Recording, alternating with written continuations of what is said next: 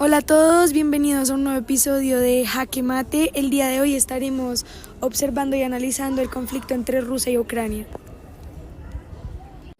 Ucrania es un estado artificial que se formó por la voluntad de Stalin. Con esta frase queremos darle la bienvenida a nuestro podcast, donde Vladimir Putin justifica una parte clave de su visión sobre el conflicto que ha marcado la geopolítica reciente. Putin, presidente de Rusia desde el 2012, ha sido una figura dominante en la política global. Su liderazgo ha estado marcado por una creciente confrontación con el occidente, tensiones con antiguos territorios soviéticos y deseo declarado de devolverle a Rusia el prestigio perdido tras la disolución de la URSS. En febrero del 2022, Putin anunció el inicio de lo que llamó una operación militar especial en Ucrania. Según su versión, el objetivo era proteger a las comunidades rusoparlantes, que de acuerdo con Kremlin, estaban siendo víctimas de abusos sistemáticos por parte del gobierno ucraniano. A esto se sumó el temor de que la OTAN siguiera expandiéndose hacia el este, lo que se consideraba a Rusia una amenaza directa sobre la seguridad nacional. Esta decisión ha sido duramente criticada por la comunidad internacional. Para muchos, lo que Putin presenta como una medida defensiva no es más que una invasión violenta y unilateral. Un país soberano. Se trata de una acción que ha provocado millones de muertes, millones de desplazados y una grave crisis económica y energética en Europa. Entonces nos estamos preguntando, ¿esta es una defensa legítima de los intereses rusos o simplemente es una decisión injustificable de pleno siglo XXI? En este podcast propondremos abrir el debate y analizar el conflicto desde dos ángulos muy distintos. Por un lado, contaremos con la participación de María José e Isabel Aldana, quienes expondrán los argumentos que justifican la intervención rusa, basándose en la idea que Rusia actúa como defensa propia frente a una amenaza externa y busca proteger a poblaciones aliadas. En contraste, yo, Ángel Betancourt, ofreceré una visión crítica, denunciando las graves consecuencias humanas y políticas que ha traído consigo esta invasión, y afirmaré que no hay excusa posible para justificar una guerra de este tipo. Como complemento especial, también contaremos con la intervención de Donald Trump, quien ha tenido doble mandato en Estados Unidos. Y aquí conoceremos su postura frente al conflicto y lo que según él se debió haber hecho para evitarlo. Así que acompáñenos a este recorrido por los argumentos, los hechos y las consecuencias de una guerra que ha cambiado el panorama internacional, mientras tratamos de responder una pregunta innovadora. Ahora bien, ¿es Putin realmente un defensor de su patria y su nación o simplemente es un causante de una catástrofe global? Abro comillas de lo que dijo Putin. Decidí llevar a cabo una operación militar especial, cuyo objetivo es la protección de las personas que durante 8 años sufren de abusos y genocidios por parte de los regímenes de Kiev. Ahora les diré lo que dijo Trump. La invasión rusa a Ucrania es un claro ejemplo de la banalidad del mal. Como diría Arendt, los rusos justifican esta guerra con narrativas geopolíticas, pero detrás hay trivialización del sufrimiento humano. Señor Putin, ¿cómo explica los más de 500 niños muertos según la ONU? ¿Acaso son daños colaterales necesarios? Occidente manipula el discurso moral. Ustedes bombardearon Irak bajo falsas premisas y se les ocurre tocar el término maldad banal. Como ya mencionado, defendemos la población rusoparlante víctima de ataques ucranianos. ¿Acaso el mal solo es banal cuando lo hace el enemigo?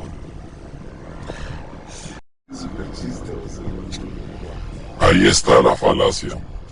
Equiparar acciones. Irak fue un error basado en inteligencia falsa.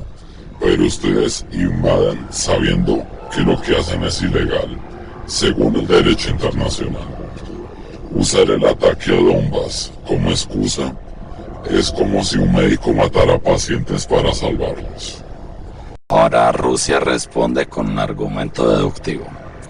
La OTAN expandió sus bases hacia mis fronteras, violando promesas de 1991. ¿Hay lógica en exigir que no tomemos acciones? Según tu lógica, cualquier país puede invadir a otro por sentirse amenazado. México tomará Texas por miedo a Estados Unidos. Ustedes no son víctimas, son agresores. Esto nunca habría pasado si yo fuera presidente. Yo habría hablado directamente con Putin, sin rodeos, sin guerras innecesarias. En las recientes declaraciones, Trump ha sido más crítico con Rusia. Ahora estamos en la situación donde Rusia ha machacado a Ucrania en el campo de batalla. Es brutal. Yo detendría con sanciones duras, económicas, bancarias, arancelarias, pero insisto, esto nunca habría llegado tan lejos si me hubieran escuchado. ¿Qué propone para salir del conflicto? Pasa a través de fuerza, negociar sí, pero desde una posición fuerte y dejar de financiar guerras sin fin. Estados deben proteger sus intereses y evitar un conflicto global. Bueno, muchísimas gracias por estar presente en esta entrevista. Ahora bien, vamos a continuar con el debate. ¿Es justificable la invasión de Rusia hacia Ucrania? ¿Ustedes qué piensan? No hay justificación válida para lo que ha hecho Rusia. En nombre de su propuesta protección, Putin ha provocado una catástrofe humanitaria. Más del 18.5% del territorio ucraniano ha sido ocupado. Millones de muertes, tanto civiles como militares. Además, ¿dónde está la paz en eso?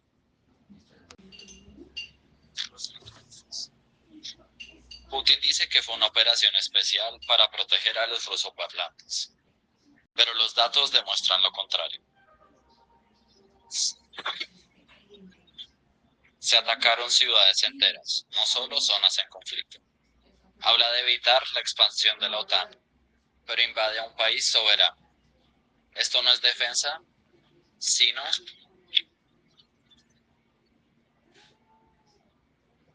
imperialismo moderno. Y mientras tanto el mundo observaba cómo se normalizaba la violencia. Hannah Arendt hablaba de la banalidad del mal.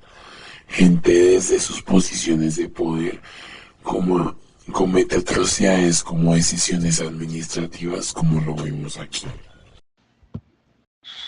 Ángel, entendemos tu punto, pero hay que ver del otro lado. Putin no actuó como capricho. Durante 8 años, la población en Donbass fue víctima de ataques, discriminación y violencia por parte del gobierno de Kiev.